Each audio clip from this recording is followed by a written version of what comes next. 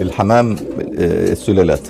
بالنسبه ليا السوق دي حاجه، انا ما بروحش السوق، بس انا بقول لك الطرق اللي انت ممكن تبيع بيها السوق، وده طبعا تعب.